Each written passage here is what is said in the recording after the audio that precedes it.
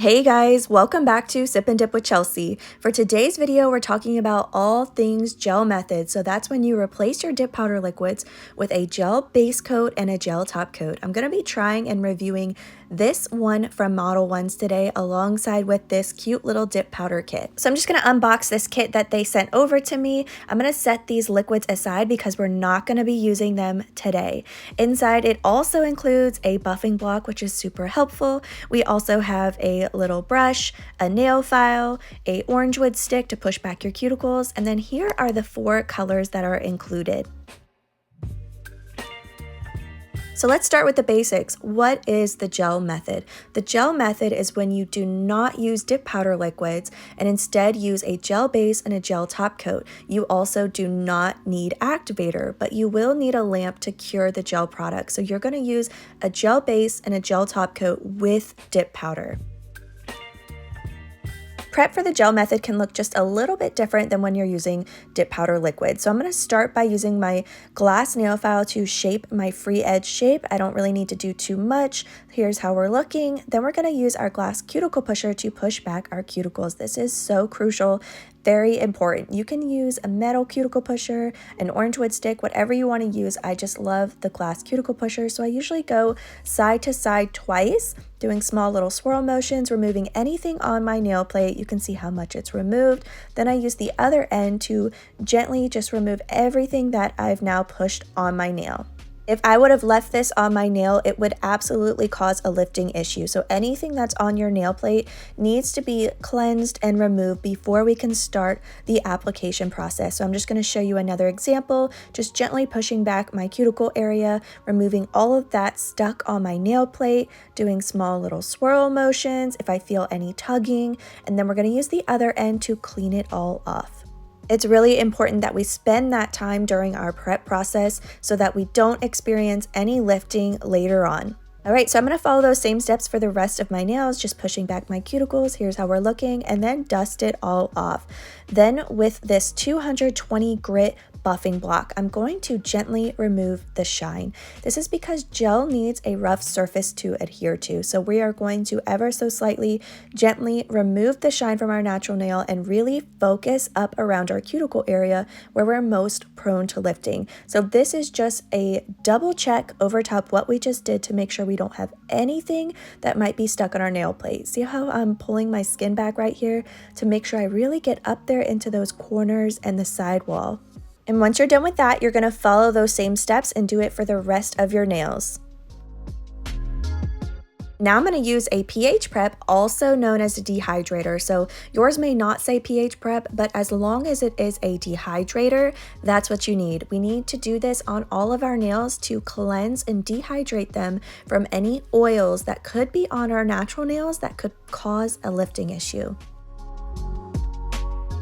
This next product is totally optional. However, if you experience lifting, maybe you have oily nail beds, you wash your hands a lot, if you already know you battle lifting, this can be a great thing to add. I've also heard amazing things about Young Nails Protein Bond up here. Just please be careful if you have any sort of gel allergies because some of these bonds do have HEMA in them. So please read the ingredients. However, so now you've done your dehydrator, and if you want to add this product, you would do this now.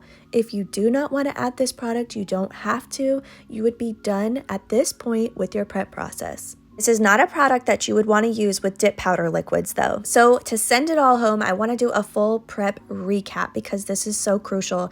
You have shaped your natural nails, you've pushed back your cuticle area, you've gently removed the shine from your nail, you've now dehydrated and cleansed them, and optional again is going to be that bond. So you're officially done. You've prepped your nails to last. But for me, okay, I'm using peel base. You see how my thumb looks? That's how your nails should look right now, dehydrated. but you're gonna see a shine on mine, and that is because removing the gel method can be a little bit trickier than traditional dip powder liquids. So it's going to take a little bit more to soak off, and with filming, I cannot do that all the time. That would really just suck all of the moisture out of my nails. So I use peel base, but please do not use peel base if you want your manicure to last. I just don't want to confuse you guys when you see a shine on my nail. Yours should not have a shine. The shine is peel base. So skip peel base. You're all done with your prep and your manicure will last. Now we're done with our prep and we can talk about application. So one of the things that's different about the gel method is that I would definitely suggest doing the pour over method. Personally, I just grab these little cupcake liners, but if you want something that's less wasteful, then you can also grab these recycling trays. So you just have to pour the powder over top, and then these trays actually pull out, so there's no waste, there's no mess, and then you just dust them and clean them off between colors. All of the products that I'm suggesting and featuring will be listed down in the description box as well. I'm just going to stir up the powder with a toothpick, and I've got my gel base. It's so important, I know I say it in every video, that we do thin layers, especially with gel, so that it can properly cure in the lamp. The last thing we want is to not cure properly. So we're going to do a thin, even layer, making sure we do not get this gel on our skin. Then pour the powder over top. I see I've got a little spot here. You see that darkness on the tip? So I'm just going to pour and make sure it's fully saturated. Now, repeat after me. I will not use my other finger to clean the gel off my skin. That's a quick way to get a gel allergy on your other hand, right under your nail here. So instead, please grab a toothpick or some sort of tool to clean it off of your skin before you cure. So I can also show you an example with my precision tool as well. So now that I've made sure everything is off of my skin, I'm going to flash cure. So for me, on my lamp, a flash cure is 10 seconds. This step is 100% optional. If you want to move on and do each of your nails, you absolutely can. However, I like to do a flash cure because if I accidentally bump it or move it, then it will get ruined. So totally optional. You do not have to do that. I'm just showing you what that looks like after each of my nails. So I'm just cleaning it off, making sure I don't have anything on my skin, and then flash cure. So I'm going to follow these steps for each of my nails, doing a thin layer, making sure I do not get it on my skin, pouring the powder over top, and then flash cure. Now it's time for the blue. So we're going to do another full even layer across the nail, making sure we don't get it on our skin, and pouring the blue over top. Here's how it would look if you opted to not flash cure. So after you clean everything up, move on to the next nail. The reason I like to is because that gel base will continue to move and be wet until it's cured. So once we pour this blue over top, we're going to do a full 60-second cure because we're done with our first layer. This could also be a 90-second if you're doing a darker color. Now that it's hardened, we can dust it off. Now I want to show you why I don't suggest dipping into the powder.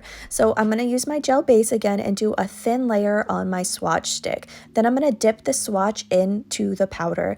You're going to start to see I have this rippling effect going on because unlike a dip powder base coat that can air dry, the gel base will not harden until it's cured. So I'm going to dip in again so you can kind of see it better, but you'll see there's a big ripple going on, and notice it's at the sides. So what would that be on your nail? If it were over here on the sides, that's where your skin is. The last thing we want is uncured gel on our skin. That can absolutely cause a gel allergy. So now this may not happen every time when you dip in with gel products, but let's just be safe instead of sorry, because think of that. That's your cuticle area up here. It's just going to push that gel up and over on your skin. So I just suggest doing the pour over method instead.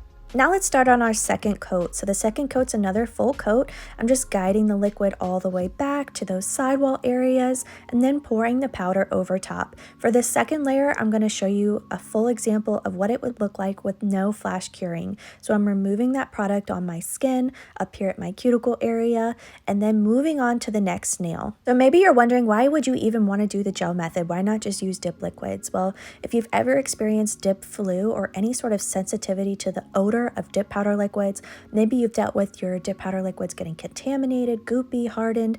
This can be a really great solution for you. However, please just be careful with gel products because they can cause gel allergies. That's one thing I talk about a lot, so please just be careful, and also bear with me. My voice is going in and out. I am a little bit under the weather, but I really wanted to get this video up because I've been getting asked so much recently about the gel method, so I want to put this out there so that you're being safe and you know how to properly use the products. And speaking of products, this gel base and gel top coat will absolutely be the next ones that I grab for. I love them. So we're going to cure for 60 seconds, or again, you would cure for 90 if you're using a darker dip powder color so that it can penetrate through that shade. So it's cured, it's hardened, and now we're going to dust it off. The next thing that's different is we are not using a clear dip powder. Instead, we're going to encapsulate with our gel base. Gel does not play well with clear, sheer, transparent dip powder shades. It can cause a lot of bubbling, so we're going to replace it with our gel base. Just do a thin layer of your gel base coat across the entire nail and cure for 60 seconds. Again, if you like to flash cure, you can absolutely flash cure after each of your nails. So this is going to protect the color when we go to file, shape, and buff.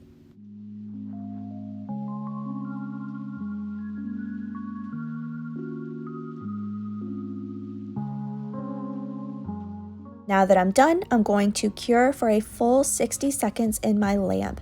Then I'm going to use a lint-free wipe and rubbing alcohol to cleanse the tacky layer before I file and buff. If you were to skip this step, you're going to have a really gummy mess on your buffing block and nail file. So definitely remove that tacky layer. Now remember, no activator. The lamp is serving as our activator by hardening the gel base, so you do not need activator. Now with my 180 grit nail file, I'm just going to go around my free edge area first. So I'm going to follow those steps for each of my nails, and then another thing that's different is I do not suggest using a buffing block.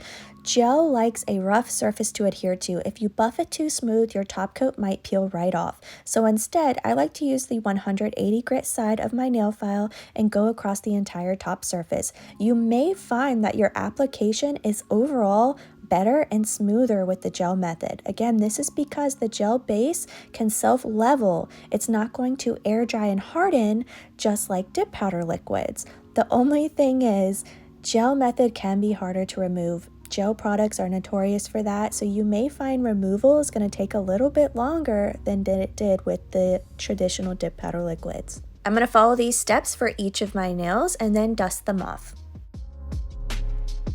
Now with rubbing alcohol and a lint-free wipe again, we're going to cleanse them so that we can do some art.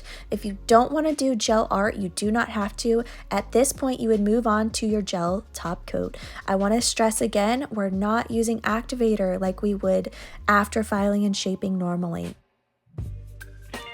Again, you do not have to do art on top. You can go right in for your gel top coat. I just wanted to show you how seamless it is. They go hand in hand. When you're done with your art, you just top it with your gel top coat. It's a beautiful blend of, the dip powder world and the gel world. I do suggest each time when you're done with a little art section to flash cure, because if you mess up, then you can just clean it off. I'm just cleaning my tool in between colors and showing you a very fast and easy way to get a cute spring look.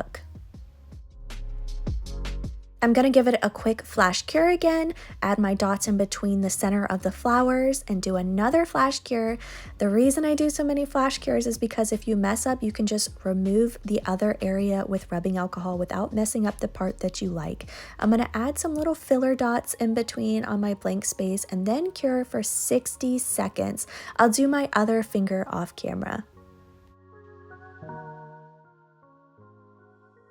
Now it's time for top coat. So as I mentioned, if you didn't do art, this is the step you would be at. So you're gonna apply a thin layer across the entire nail and then make sure you cap off that free edge. This is gonna help provide strength and make sure it doesn't peel. So if you want to as well, you can also flip your hand over when you're done, and this is going to help that gel level out on the nail and create a beautiful apex. It also helps going across art to do this so that it can create a nice even surface. So make sure you cap off that free edge. And again, for my flash cures, if you want, you can go and cure after each nail, but you totally don't have to. Once you're done with each of your nails, just be sure to cure for a full 60 seconds. So at this point, you're done, but let's talk about if your gel top coat does peel. This is optional, it's just a little trick, is after you're done filing and shaping, you've cleansed your nails with rubbing alcohol, apply a layer of gel base and to all of your nails and cure for 60 seconds. Then do your gel top coat on all of your nails and cure for 60 seconds. The gel base is gonna help that gel top coat adhere and grab on. It's totally optional, it's just a little trick. You do not have to do it, but if you do experience any sort of peeling, this can really help. The beautiful thing about gel products is once they're cured, you're done. You don't have to sit and wait for them to air dry. So I love that I can just be done. I also love this gel base and gel top coat. The base is a really great consistency, but honestly the top coat was my favorite because I haven't found a gel top coat that wasn't super thick like Builder Gel. So I definitely suggest these if you like a thinner consistency gel base and top coat. Thank you, Marla, for your suggestion. And I love this little kit. This dip powder kit is super affordable, so if you do want to use it with dip liquids, you absolutely can, but I wanted to show you the beautiful blend of gel products and dip powder. However, I did want to discuss the pros and cons, so I hope that, this kind of clarifies things for you guys. As always, if you have any questions, feel free to comment them down below or send me a message on Instagram, because I do form a lot of my videos around these questions, because if it's helpful to one person, it's probably helpful to another. Thank you guys so much again for watching. I hope you have an amazing day, and I'll see y'all next week.